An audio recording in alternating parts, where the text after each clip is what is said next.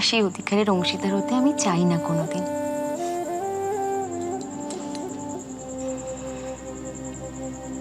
তুই খুব ভালো রে গায়ত্রী, তোর মনটা খুব স্পষ্ট, সেখানে কোনো কালিমা নেই। আর আমাকে দেখ,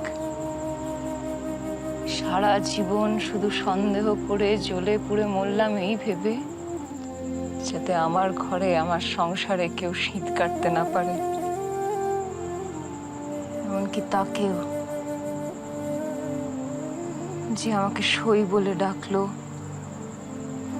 আমার ঘরে এলো, আমার পাশে এসে দাঁড়ালো, ঠিক তোর মতো।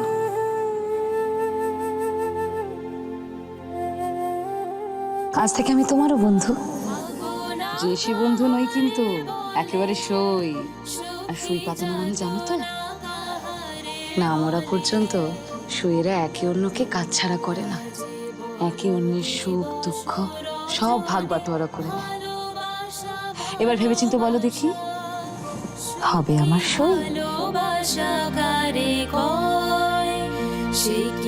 মানুষ চিনতে পারলাম না রে গায়ত্রী। ক্ষণিকের মান অভিমান, একটা মানুষকে ঘিরে আমার জীবনের চাহিদা, তাকে আমার কাছ থেকে দূরে, অনেক দূরে করে দিল।